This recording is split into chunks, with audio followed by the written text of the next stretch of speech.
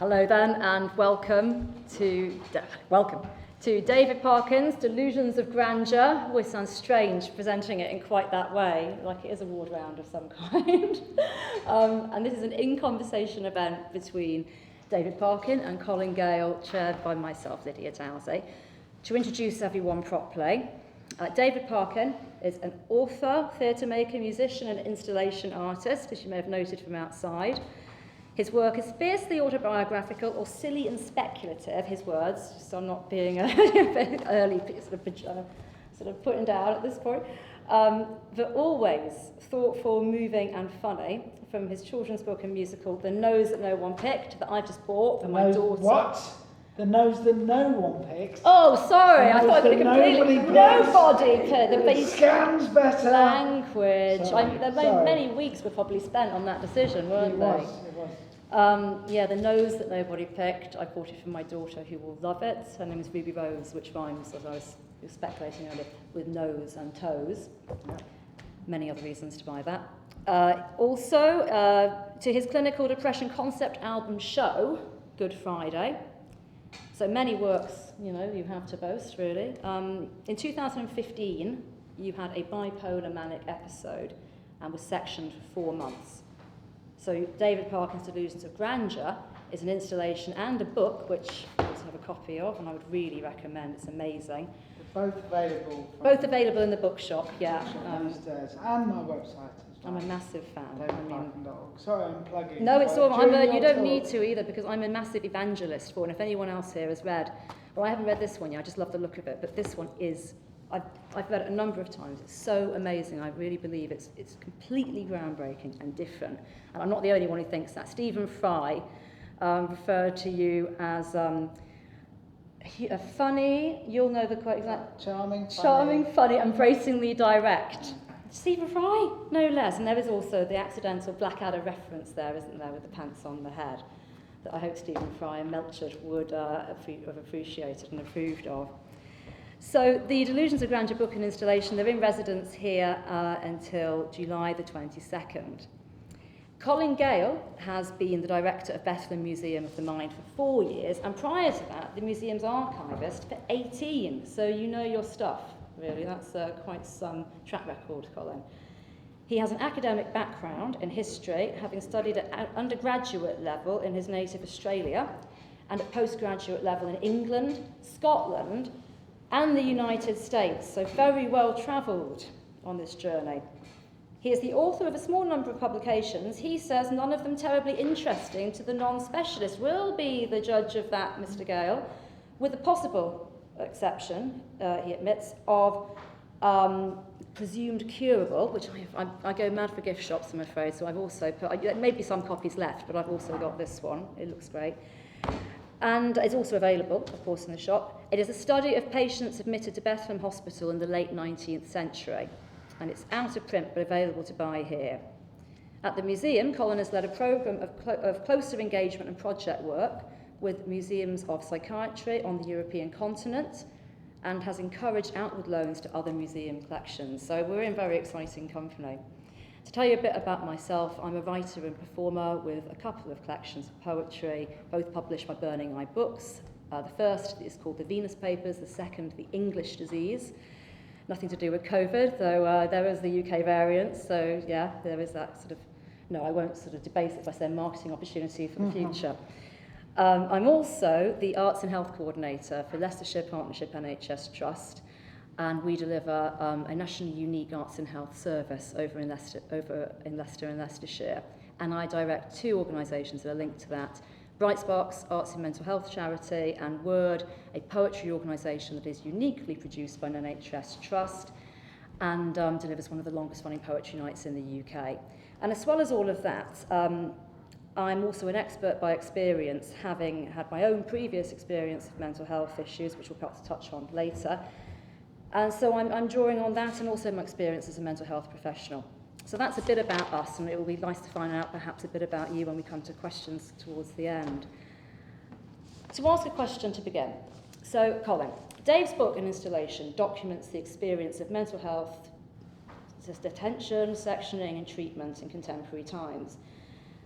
At the risk of opening a can of history, how does the story he describes compare to, say, the average experience of your average patient at Bethlehem Hospital in its distant past, bearing in mind that, of course, it first began in like the sort of 15th century, so that's medieval times. Earlier than that, actually. Yeah. Wow. 13th century. 13th century. Yeah. I mean, the mind. So I mean, we hope a lot will have changed between from then to now. But what would it have been like? Can you give us a flavour of how things would have been done before contemporary advances and reforms? Okay, so I'll give that a go. Although it's quite difficult when you generalise about a period of time which is like huge, isn't it? Yeah. Almost 800 years. Yeah. You do accept that. And actually, there's one other thing that we're up against, and that is, and I'll tell you about the problems, but I do have a solution. Don't worry. Go back not too far, not too many centuries, and you find that the work of the hospital, and the work of all hospitals, Bethlehem was no exception in this.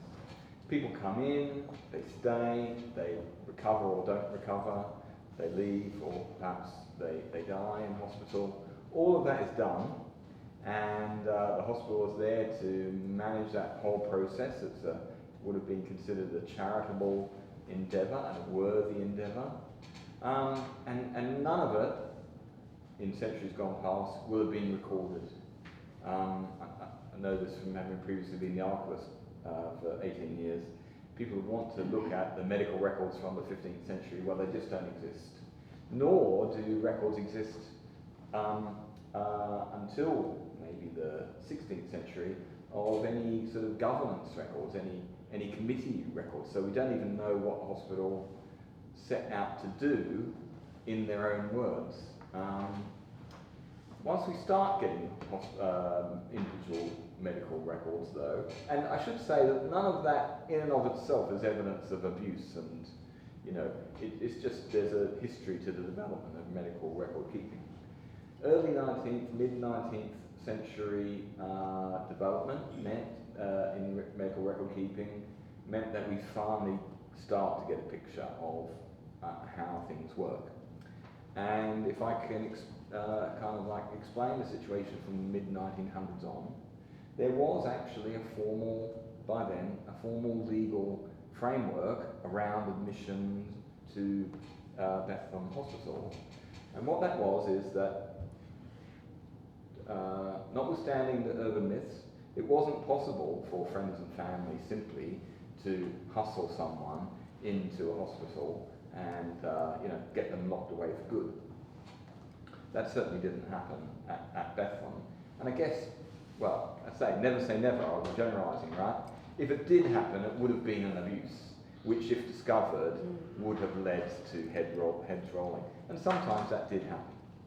But the law and the general practice was that you had to, maybe it was your friends and family who made the decision. Maybe you were not the one who thought this was a good idea. However, before coming on to the hospital, you will have gone first to 2 doctors who are working independently of each other, your GP or someone, but also a second opinion. And those 2 doctors will have had to both sign certificates which stated that in their opinion, Bethlehem was the right kind of place.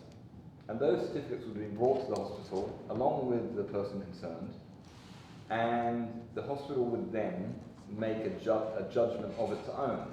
So, a third judgment, I suppose, as to whether, in their view, someone would be, it would be an appropriate thing for them to be admitted. And they didn't necessarily always say yes. Broadly speaking, the 2 possible reasons why not to admit someone is either because their condition is not sufficiently serious to warrant admission, and it's certainly the case that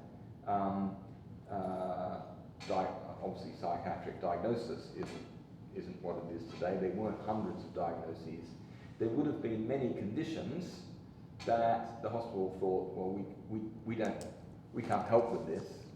There would have been many conditions that they wouldn't have been necessarily recognised. So if someone was on the what we considered today the autism scale, for instance. Bethlehem had specific exclusions, and if I tell you the kind of exclusions that they operated, you either will laugh or be offended because they are the terms they used were of their time. So forgive me in advance. They spoke about mopes, idiots, fools, and pregnant women. That last category is important just because they weren't a maternity hospital, and they knew that they couldn't, provide what pregnant women are going to need. So either because they're not sufficiently serious, or because they're too far gone. Because actually, from earlier centuries, Bethlehem had a commitment. Again, there's the question of whether in practice they actually carried through on this commitment, but nevertheless, a commitment which is embodied in the title of my book there, Presumed Curable, that if your condition was a long-term one, for you'd even been brought to the hospital, if it was considered to be perhaps congenital or lifelong, Bethlehem Hospital wasn't interested in admitting people in that category. Okay, so two certificates. The hospital makes its own decision. It might take a week or so to make that decision, during which time a person might stay under the hospital's roof while that assessment is being made.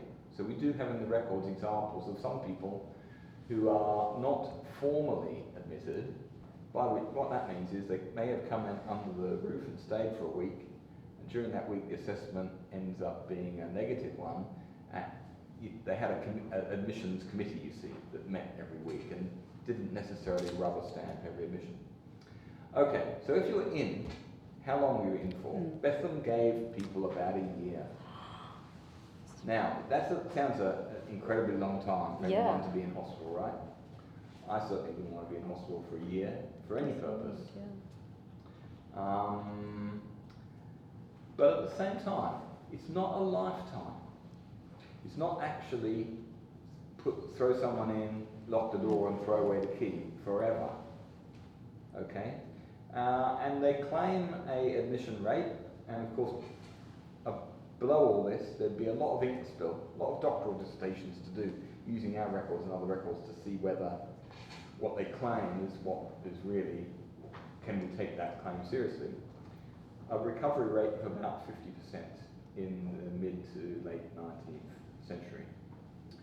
If you, the patient, were unhappy about these decisions being made about you, okay, about which you're not being consulted, right, there was a right of appeal to a set of regulators who rejoiced in the name of the lunacy commissioners in the 19th century, and then they changed their name to the rather more anodyne Board of Control in the early 20th. So you could write to the lunacy commissioners and ask them to review your case. And in any event, they made inspection visits every 6 months. And most of the time when they made these visits, part of the time was taken up with interviewing patients who were not happy about being certified. That's the shorthand because there were certificates involved, but effectively it was the 19th century equivalent of being sectioned. There was no appeal from their decision, though. There might have been internal processes within but the lunacy commissioners handled that. Other hospitals would have functioned differently. Other hospitals wouldn't have run with this 1 year rule. Even in Bethlehem, there were some exceptions where people were given extensions. For example, if they were on the path to recovery, as far as the hospital was concerned, but weren't fully 100% in the hospital's view convalescent, then they might extend, etc. But generally speaking, people stayed no longer than that. Again, there are other exceptions as well. Richard Dadd is a well-known patient of the 19th century who stayed many, many years in Bethlehem. Well, the reason for that is because he was in what we know today as a forensic high secure unit, having come through the criminal justice system, not through this process of being seen by doctors, etc. So they're all exceptions to the rule. It's a problem sometimes to know too much, but I guess that's the best way I can explain how admissions and length of stays worked at that time. Was there any use of medication? Oh yeah, that's a good question, isn't it? What do they think they could actually do to help people? Well, no. In terms of medication, and then I'll speak specifically about that, and then more broadly treatment. Mid-20th century is when the psychopharmaceutical revolution happens, and when drugs are being developed that will address particular psychiatric symptoms or suppress them. All right. Prior to that, drug therapies were limited to sedatives. Right. Okay, the chemical kosh, with varying sort of side effects, etc. Not everybody was put. Again, I can speak with most authority about Bethlehem. I'm not trying to generalise about mental treatment in the Victorian age more generally, but the chemical kosh was not applied universally, but it was I guess the people I had in mind were people who couldn't sleep for 5 nights because of their mental state or what have you. That would connect to. Treatment more broadly, so that's really quite interesting. You look at the medical records and you sometimes get very little sense of what was actually being done. And you're tempted to think, well, they did nothing, you know. It's just a removal they just society. confined people, etc. They removed from society and confined them. Well, again, our sense though is that at least at Bethlehem, that wasn't the aim of removal from society wasn't principally in view, because they wouldn't be running a 1 year and then you're out kind of rule if they did that. There was in the mid-19th century sweeping through Britain, arrived at Bethlehem mid-19th century, a so-called system of moral therapy or moral management. It's actually got nothing to do with morals, but everything to do with the environment of the hospital.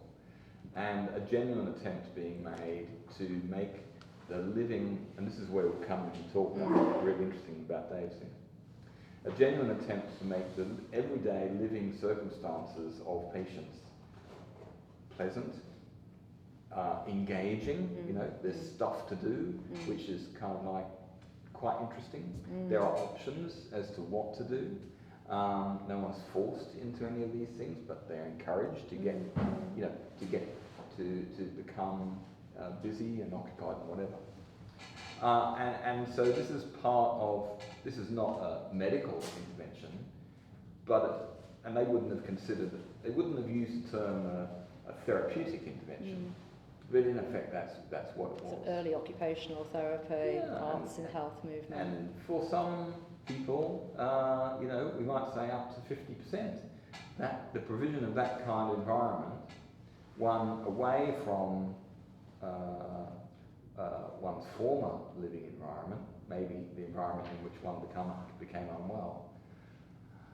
For some people, that may have been enough. You know, and there is a phenomenon that is of spontaneous recovery, which is happening as well. So I hope that's enough background to compare and contrast. There is. I mean, one very small detail, so I'm just interested in, would there have been anything continuing that pathway to recovery in the community? So once you were discharged, was there any I'm assuming I know the answer, but no, I didn't think. Yeah. Okay. The hospital didn't have the resources. No. Okay. And it was all a bit of a patchwork. We're talking well before the National Health Service. Yeah. There's no kind of national mental health policy. No. It's simply what the hospital can do. And in our records, again, the vast majority of them, when discharge takes place, there's no further record because there's no resources to keep in touch, etc. Sometimes that meant that discharge was delayed, or that someone was given leave of absence. We will not discharge you, but you can go home, typically for Christmas. Yeah, but then you must come back, because we want to make a further assessment as to how you've got on, or talk to your family, etc., etc. So There a little bit at the very end, maybe, when people were convalescing, but otherwise, no, it wasn't joined up. No. So it's safe to say from the sound of this that there were some similarities. You know, there was a diagnostic criteria, at least in this, let's focus on Victorian psychiatry. You know, from this point on was where medical records started to be kept. And there was an early example of sectioning and a process around that. I mean, you know, but there wasn't a pathway to recovery. There wasn't sort of the therapeutic option in the community. And a network of support in that way. There wasn't the use of medication. So I mean, there are still chemical koshas, aren't there? And so I can see parallels here and differences. How does it compare for you, Dave? You know, in terms of the experience you've had recently or relatively recently. The bit that stood out for me is it seems a lot more in depth way to get sectioned or to end up in hospital, because they're saying like. You see a doctor, and then you see another doctor, and then you go to the hospital. With me, I have to say, it's just you turn up, your family decide you've gone nuts, and they take you one night to get sectioned, and you meet, a social worker, 2 psychiatrists, and they make the decision that night. I mean, I've always been, at the time, I was shocked and outraged that I was sectioned. Obviously, with hindsight, maybe they had a point, but I might argue that I was particularly strung out that night. I don't know any good sleep, and was it really just a bad moment? Yeah, a bad moment. So, yeah, I was just extremely happy.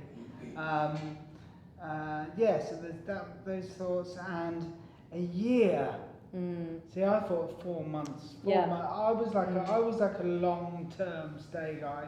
I was a lifer with 4 months of a year, and I thought, see, we have tribunals, Colin. Yeah. And I did a tribunal, I did a tribunal. I thought I was a bit like Richard Gere in A Few Good Men, and I delivered a speech which was great, and then they said, no, you're still nuts. And I was dragged from the room threatening to sue the NHS. But yeah, I do have to say, I think we should go back, rather than tribunals, I think lunacy commission is much better. I'd be up for, tribunals, that's boring. Do you want to do the lunacy commission? Yeah. And the other thing was, you said like they got to go home at Christmas. Sometimes. Which I mean is true. People would be, but I wasn't allowed to go home at Christmas.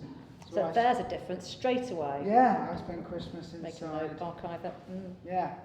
There's just some little thoughts about the differences. I mean, yeah, it's easy to have misconceptions too, because my misconception would just be before contemporary psychiatry and detention, it just would have been punitive and a punishment, care. Maybe that's not as straightforward. There would have been good intentions. It's just there wasn't as much access to research. Best practice is always evolving, but it has certainly changed. There are elements we can track here that have changed, even just in the use of medication and the focus on the community as a good place for recovery to be staged, as opposed to these long stays in hospital. And it doesn't make you both how hopeful, or otherwise does it make you about the future of changes in psychiatry? One thing you said there, I think, points up the challenge, which is, I believe it's true mostly, for the most part. Of course, again, exceptions, right? Bad eggs. Mostly it's true they were good intentions, which tells you that good intentions are not enough. Because if good intentions were enough, then of course there would always sweetness and light now, wouldn't there? We could say to ourselves, well, of course, we know so much better now, and we are well intentioned, so nothing can possibly go wrong. So there's a warning there, isn't there? A check and a balance. However well we think we're doing, and how we've reached the end and the conclusion.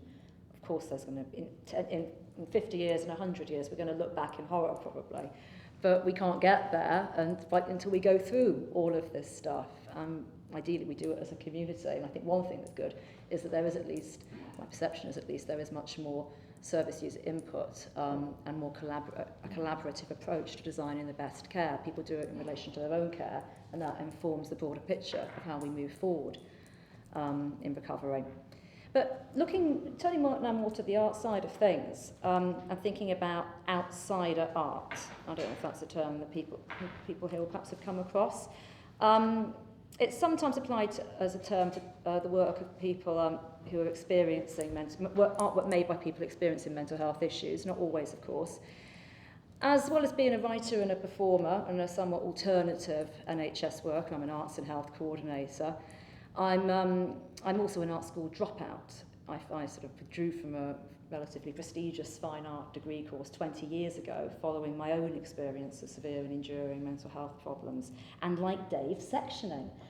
So I'm very comfortable, intuitively drawn to the idea of outsider art, especially in the context of mental health. But how would you define it exactly? And of course this is a complicated question because there's outside of art, and then there are all these nuances of art that's linked but not the same. So you might have heard of phrases like naive art or primitive art or folk art. And then there's arts in mental health and art made about mental health issues. And they're all subtly different. So not to give you too difficult a task, Colin, but off you go. Okay, so in answer to the question, how do you define it? I'd say, I don't want to define it, but I'm happy to talk around it. Okay. And I think and I think it's kind of problematic. It depends on what you mean. Because one is, there's a guild, right, of artists that you enter when you go to art school, and you do get through, and you do graduate, and you meet all the right people, and they accept you as part of that art establishment. So outsider art is everything outside that. That's problematic because once you have a movement called the outsider art movement, gains in prominence, it becomes popular, it becomes something that engages people. What's happened? It's become part of a wider establishment, which is, I'm not trying to say that that's a bad process of evolution. It just kind of problematizes the thing that you're outside. If it's about, and there's a urban myth, a romantic notion of the mad artist, which maybe we can come back and talk about later. But this is the idea that, creativity, perhaps especially artistic, perhaps especially 2D art, artistic creativity, is so close to madness, isn't it? All the great artists were mad. This is the romantic notion. And if in fact they were more mentally stable, they wouldn't be so artistic. And I kind of think that's very problematic as well. And it kind of, what it does is that it's putting a romantic value on that experience of mental health distress, which doesn't really speak to very many people's experience of mental distress at all. And I think it's kind of reductive as well, just in that sort of equation. And I prefer to think about the phenomenon much more broadly. If any of the statistics that speak about the prevalence of mental distress, mental health problems, are anything to go by at all, it shouldn't surprise us that there is a proportion of practicing artists who have who have experience of mental distress, and then who may choose, because it's their choice, whether to do this or not, to kind of mine those experiences for inspiration, right? Yeah. They're free to do so. They're free also, I would say, and this is what I'm really reacting against. I'm reacting against the notion that society will look at someone who has had contact with mental health services and so on, and who is an artist, and they say, oh, that's so interesting. So create more of that art that talks about those experiences, because, frankly, we're not really interested in your artistic talent, but we are interested in the story, this particular story that you're telling. Well, an artist might be willing to do that if it was their choice, but they probably prefer their audiences to be more open-minded about the messages that they want to communicate. We'll talk about why create art later if we have time. But actually maybe there's something completely other that they wish to communicate, and isn't that okay? So I kind of feel that the outside art sort of label, if it means putting a whole set of artists in a box, that's what I'm resisting. But I think it's obviously a really positive move that the whole concept of what is art and what is not, which again is a political kind of judgment, that there's more space created for us to appreciate a range of artistic creations. And look, there's one other thing as well, now I'll shut up. No, sorry, Karen. Yeah. And it's got to do with the way, I suppose I'm speaking as the director of a museum that has had art collections that have been developing for over the past 200 years. 40, 50 years ago, here at, well actually not here at Bethlehem, but at our sister hospital, Maudsley, there had been a collection for several decades of so-called psychotic art. All right? Okay. What is psychotic art, and how was that collection brought together? It was brought together by psychiatrists who were interested in what the experience of mental distress, and in particular schizophrenia and the experience of hallucinations, might do to the artistic output of trained artists. It's like Aldous Huxley's experiment with LSD and the So Dawn they of did Perception. their own experiments with mescaline, which was also a hallucinogenic drug, but they hoovered up the artistic output of patients within the Maudsley and elsewhere. The extent to which they asked their consent is sort of unknown, because we don't have the paperwork. But why were they interested in that? Well, it was a diagnostic interest, it was a scientific, it was a biomedical interest. So when those works were presented, way back when, they were presented not as the work of a particular named artist. To name that person would be a breach of medical confidentiality. They were presented, well, here are the works by people suffering anxiety, and here are the works, and maybe if we look at them closely and know what we're looking for, we can find out something more about anxiety disorders. And here are the ones, where the patients are schizophrenics, and so on and so forth. So it's a diagnostic, it's a biomedical interest. When this museum got going, not in this building, but in another building on the same site, the founder of the museum here and my predecessor, with whom I was privileged to work alongside for 3 years, spoke to me about the impact meeting Bethlehem patients who were and Maudsley patients who were also involved in artistic practice. The impact of finding out their perspectives, utterly different perspectives. They were saying, look, forget about my diagnosis. I'm not even sure I agree with my diagnosis, but I'm here. And it is for me to continue in my artistic practice. Well, it might be therapeutic, it might not be therapeutic, but it's part of who I am as an artist. I've got to keep doing it. And one in particular, twisted the hospital's arm into setting up an exhibition of her own work while she was still a patient at the hospital. So David, it's as if this exhibition out here was done at the Bradgate unit while you're still there. You think about it, it's utterly extraordinary that this was done. She didn't want to be anonymous. She wanted her name up in lights because it was her work. She didn't want people looking at it and saying, "Oh, that's the work of a madwoman." Right? She had stuff to communicate, and a lot of it actually was about her experience of contact mental health services, which wasn't particularly positive. And we learned from that here at the museum. And I think the lesson is being learned in other contexts as well. That collections that may have been brought together in the first instance out of this biomedical interest, actually what we're finding is we've got a resource whereby in the museum we don't aim to just tell the hospital perspective on its own history. We have access to multiple perspectives. Yes, on mental distress, yes, on mental health services, but more broadly on all the kind of things that artists want to talk about. So much there, my God, Colin, where do we start with that? I mean, certainly it sounds like art as it happened in institutions of the past happened in the context of art therapy. It was all about the process and not about the product. It was confidential, and that's changed in that we still have art therapy, of course, but we have arts and health now, which is all about the product and the skills and the development, and it's about networks and exhibitions and displaying and celebrating talents.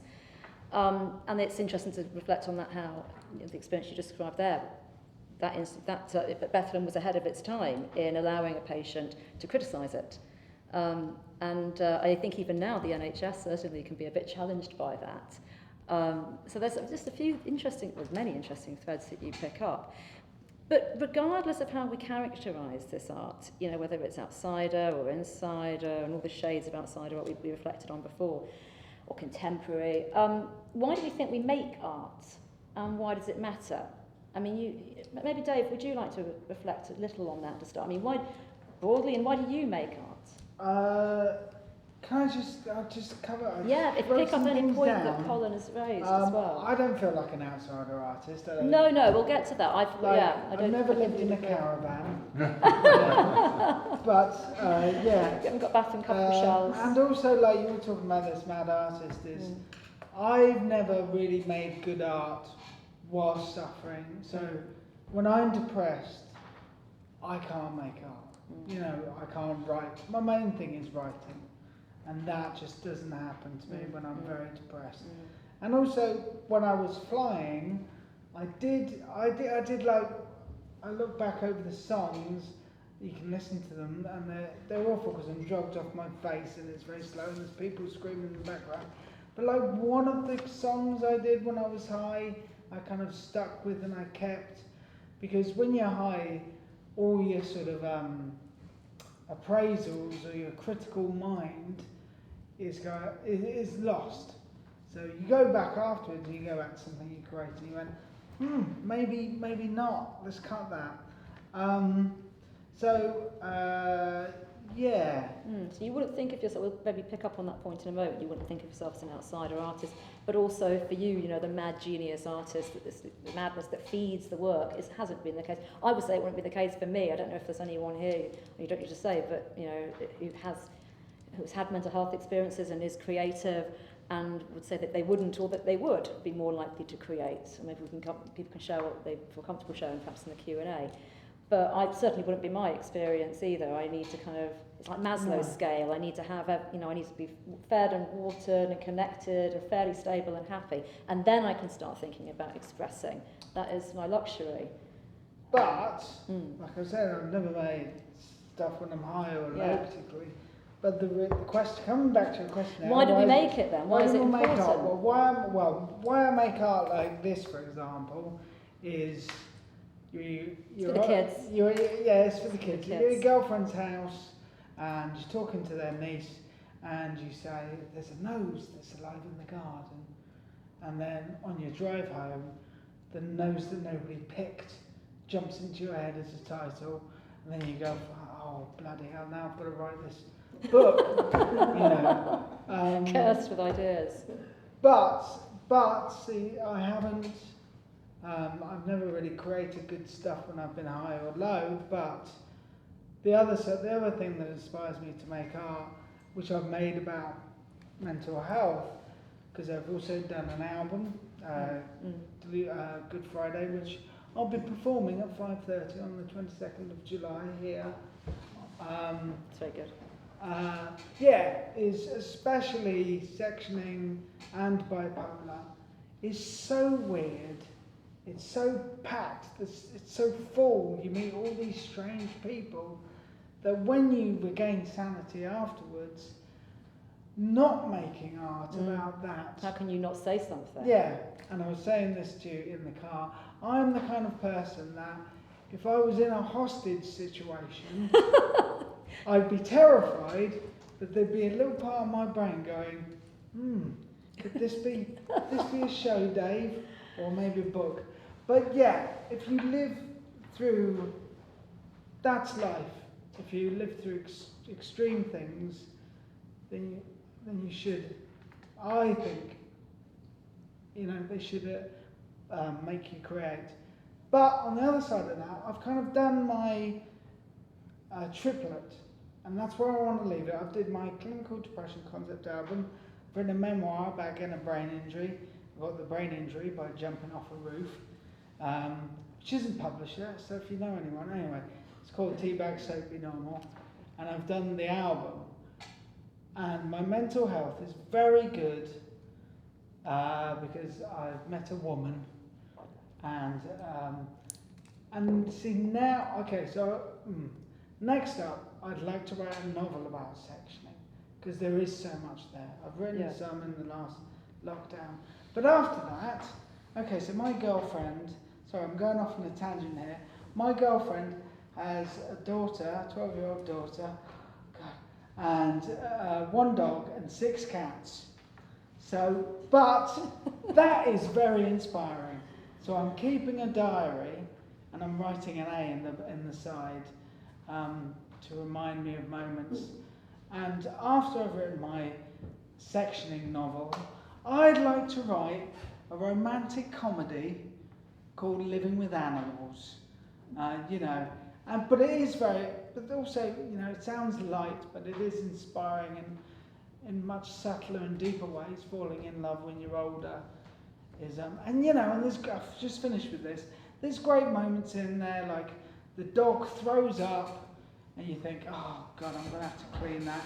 But then 2 cats come in. Oh, no. And, see that? Anyway, sorry. Dear. That's where I'll make art, because I want to crack jokes about cats eating dog soup.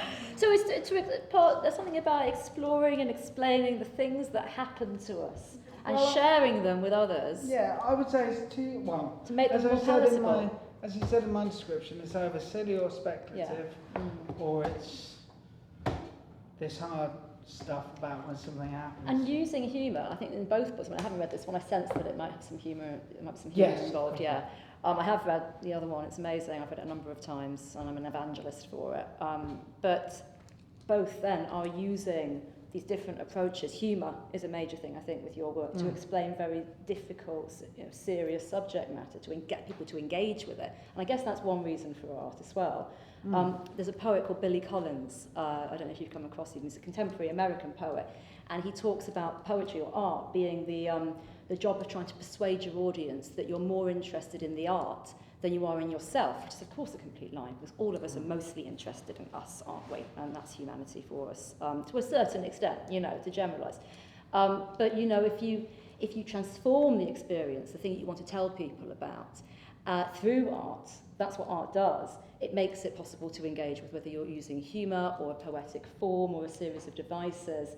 It's interesting suddenly, and of course we are of interest to each other too. So there's a lot there, and we will perhaps come, as I keep on alluding to, the questions that we hope we'll have soon. This is a big question, I think, for all of us. If we're creative, why are we creative? What drives us? And if we're not creative, could we be? I wouldn't define your work as outsider art. I would define what you're talking about perhaps as an outsider experience, and really important then to share. But outsider art, in that it's not outsider in that you are engaging in a broader artistic conversation, a historical conversation. You are drawing on particular traditions and approaches. You're a professionally trained and practicing artist. And of course, your Delusions of Grandeur is stuffed with cultural references. There's one big one on the cover in the Blackadder reference, curious incidents of the pants on the head in the middle of the ward round. And so it can't really be described as naive, which is a bit, potentially it sounds quite pejorative, doesn't it? But it's a word that is sometimes applied to outsider art. You can't really describe what you do then as outsider, naive in this way. But does it still speak to us? Well, you're going to... I think it's I think it is naive. Well, that's funny. Well, that's a debatable thing, isn't it? In the sense that I suppose I'm just trying to, with the boards and stuff, I ended up writing like that. The reason why we ended up with so much writing was actually, we were going to I was going to do an exhibition. I had the idea for the seclusion room, and it was all thrown together. And then they said, "Oh, you might not get your funding," so I didn't have the seclusion room. And I thought, well, I'm going to have to do something else. So I ended up writing these things in a very because I imagined with no seclusion room, people would just come into the space, and I'd go, "Let's talk about escaping to the champagne bar," you know. What was your question? Well, it was whether, though it might, no? okay, I mean, we can No, debate this interesting question about what is outside or what is, how we define art, but if we were to agree in broad principles that it is an outsider according to that sort of Wikipedia and arts, almanac entry on the matter, does it still speak nonetheless to other examples of outsider art, or in the history of arts and mental health, other examples? And you alluded to something. So I can jump in there. Yeah. So yes, there is a work called I think it's called Asylum Love. The artist is known. It goes under the pseudonym as the Vacuum Cleaner. Although if you look him up, you can figure out who he is really. And he also had first-hand experience of sectioning and residential mental health care, and decided to construct an installation which gives a sense of the type of way he would engineer that environment. Because the principles that govern modern sort of like ward design have got to do with they're risk averse, so no ligature points. They're kind of like nothing on the walls, sort of like white, cream, and it's sort of like. But the one thing, and I think we spoke about this on previous events in this series of events, the thing that's not considered there is what about the risk of living in an environment where everything has been stripped out of it? How is that going to be conducive to well-being and recovery? How can we import some humanity back into that? And like your work, Dave, the vacuum cleaner's work, it's not naive in the sense that it is knowing, and it's deliberately sort of wacky and funny, etc. But also there's a seriousness about saying, I need a place to read where I'm not going to be, where it's sort of like not noisy, and then just somewhere where I can be on my own. Maybe not to read, but just to be in a corner, away from everybody. You can design that to make it look however you want to make it look, but there is a seriousness behind that point. And then I would go back even further in the history of Bethlehem to talk about the experience of James Tilly Matthews, early 19th century, late 18th and early 19th century patient at Bethlehem, who, when the hospital was thinking of moving at that time from its second site to its third site, but hadn't identified the third site yet, so that it announced a competition for architects to design the new hospital, and there was a prize of £50, an extraordinary amount of money 200 years ago.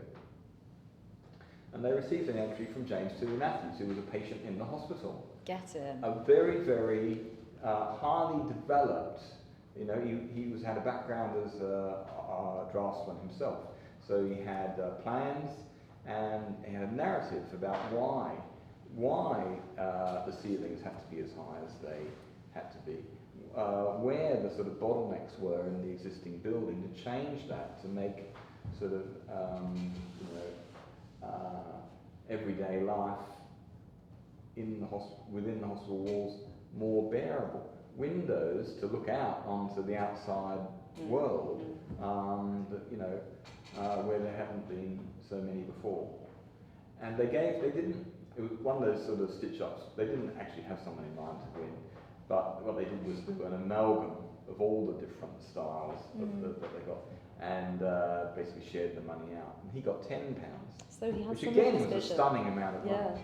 But what it is that vision was, unlike the other entries they had, of course it was informed by authentic, first-hand experience of being on the sharp end of all this. And so these are the kind of historical and artistic forerunners that I thought of when I first heard about your work, Dave, and saw it. And we gravitate towards those who know what they're talking about, you know, whatever it is in life, but in art certainly, you know, an authentic experience. His experience was just one, you know, of many experiences of patients who would have been there, but at least it was one, you know, who had, it was an accurate experience of having been in that situation. I mean, are there any particular artworks or artists exploring mental health as a theme that you have connected to and been inspired by, Dave? So that question, I find it quite hard to think in that respect. I think musically, so Good Friday, the album, 22nd of July, available on all good streaming sites. So that was, so have you heard, who knows Eels here? Eels? Yeah. They did, let me think, My Beloved Monster and Me, we go everywhere, no one's got a clue what I'm singing. Anyway, they've done that lady at the end, yes, okay, yeah. They've done a song which is in a Shrek movie. Anyway, so... Oh, okay, well, yeah, Shrek. My beloved monster is tough. We go... I've got such a bad voice. Anyway, no, you don't. I'm going to look it up. Yeah. Anyways, it's, yes, it is. So he did an album. So my album is like charts from a depressive episode to complete recovery. And he did an album. He had an annus horribilis. And his sister killed herself. His mum and dad died. And the album starts with Elizabeth on the bathroom floor, which is his sister kind of bleeding to death, and it goes through all that, and it ends with the line, I was thinking about how everyone was dying. Oh yeah, he did get institutionalised for a little while, and it ends with the line, I was thinking about how everyone was dying, and maybe it's time to live. And so hopefully I think that and this does that. It takes you from a dark there point to there. To hope, yeah. And you know, in doing that, taking something, especially in this situation, taking something so brutal and crazy and giving it a beginning, a middle and an end, with like he does in that, and also Smog's album, The River Ain't Too Much to Love, similar type of album. Yeah, that's very rewarding to do that and to give something meaning, I guess. Yeah. Yeah. Okay. Yeah. Okay. I mean, there's the art world, you know, what of music, literature, it's stuff full of these examples, really. You can't, arguably, everything is to do with mental health. It's to do with individual experience. And we all, you know, express from, you know, we live in our heads and we express ourselves, you know, in real life, express what we feel and think. We'll have one more question and then we'll open it up to the audience. And I guess I was thinking it'd be nice for us all to reflect for a moment on what contributions Delusions of Grandeur might be making to the genres that it engages with. So it's a mixture of things. It's art installation, it's literature, memoir, life writing, music, performance, theatre, it's arts in mental health. So, Colin, first of all, of any of those genres, what do you think it is contributing? Yeah, I mean, one of its merits is that it straddles those multiple genres. So, and I know that David's very important, that arrows are a really important part for you of the exhibition, because you can speak for yourself on this, but as I understand it, you saw so many arrows on signs in NHS Blue telling you where to go, and decided that actually everyone else needed to have a bit of the same kind of experience. And in particular, it was going around the exhibition in that particular prescribed way meant that the room installations were kind of like came as a reward at the end. I have to say that our experience of seeing people how they navigate the space, that not everybody can actually read every last word before they get into that and discover that utterly extraordinary room. So part installation, part spoken word, part kind of like written narrative. The other way I'd sort of think about this is that connecting your work to what's in our collections of over 1,000 works of art, mostly by former patients. We have a lot of portraits. Where there are portraits of doctors, typically dead white male doctors, those portraits have been done as a sort of part of their sort of stature and their career and so on and so forth. There was they did a line the hospital did of commissioning artists to do portraits. But if it's patients, if it's service users, well, they have to do their own self-portraits. They don't have anyone to sort of immortalise them. So there's a line in self-portraiture. There's a line in the portraits and observation of others, which represents perhaps a second step. I remember speaking to an artist about this she said, well, look, in the 70s I was at the same time a day patient at a certain hospital, and then I was doing art classes at Goldsmiths. And for her, it was an important stage, I suppose, for her when her work stopped being about solely herself in terms of self-portraits, and then she turned to the experiences and situations of others and began to kind of represent them. She felt that for her that coincided with the ability to have to notice and empathise with other people's situations, which is a really important part of her own recovery. And then the third aspect, which is represented to some extent within our collections, are observations not on other people, but on the lived environment. Architecture, the built environment, the natural environment. And yours, it's a bit hard to categorise, because yours is all little bits of all those three. Yeah.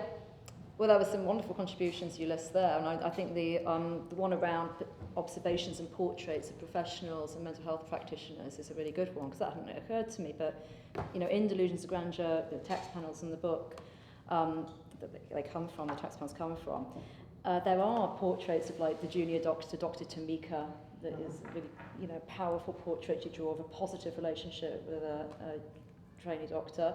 And then there are less positive portraits where you draw nurses that you kind of got good relationships with, but maybe they have been a bit punitive actually, and exerted more power and control than they should have done for other reasons.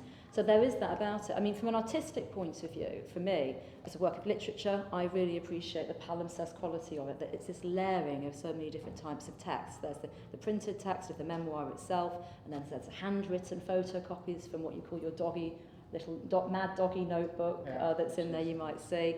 There are reproduced doctor's notes, so you're kind of doing, reflecting them back, kind of being quite,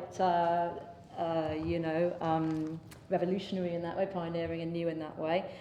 And drawings and diagrams and post-it notes and all of those things. And it just recalls works for me like Jackie Kay's adoption papers, where she uses different typefaces, different fonts to convey different characters' voices. So it's so interesting as a work of literature.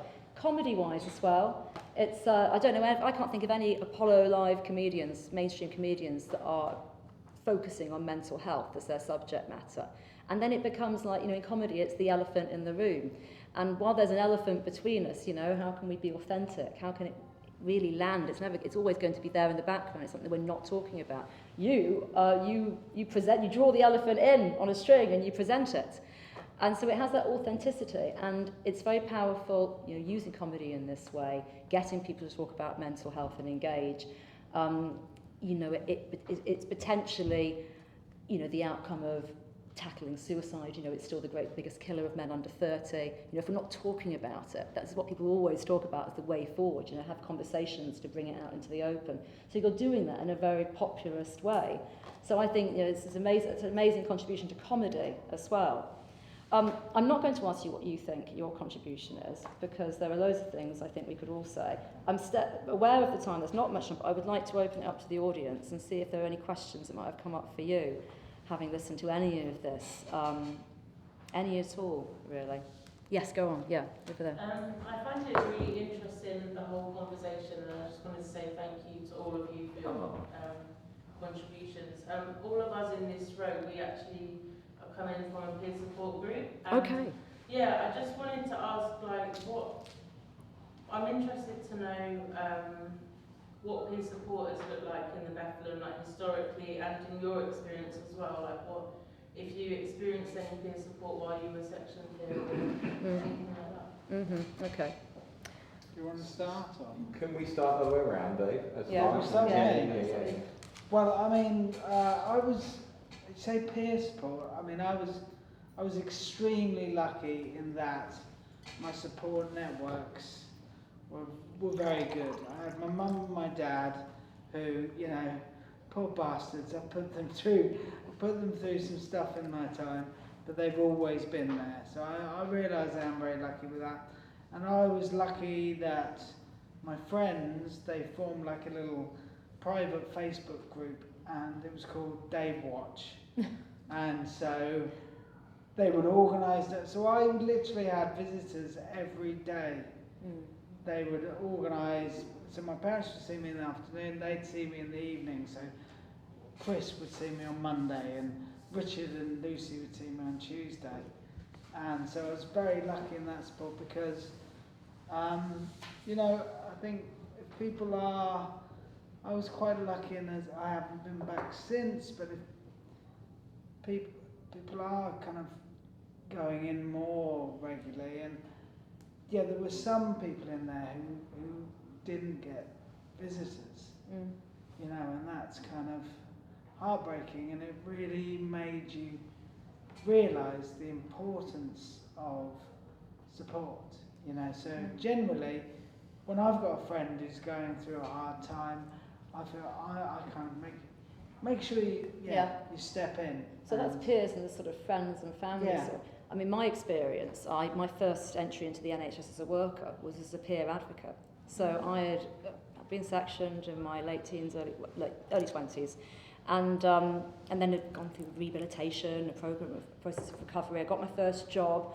and then that had finished, and I was looking for another one, and I saw an advert in a paper advertising for advocate peer support worker to join a busy assertive outreach team, and the criteria they insisted upon was at least 5 years experience of severe and enduring mental health problems. You know, it's not the kind of thing you see in a job advert usually. I thought, tick, I mean, this is normally the thing I would hide. We hide, don't we? Because it's taboo and we're the shame, and it's terrible, it shouldn't be like this. So it was so refreshing, and I interviewed for her, and so I said, definitely severe, you know, and I got it. And then, so this is something I think is a really good thing. I don't know if it would have been in Bethlehem, that you have people appointed within teams who are expert by experience and then challenge and advocate. And I think it's a really healthy thing because it increases transparency. And, you know, would you say that with a service user in the room? You know, how can you justify that perspective? And then the confidence that gives to someone who is being supported, that someone is there who has been through the same thing, and the hope that recovery is possible.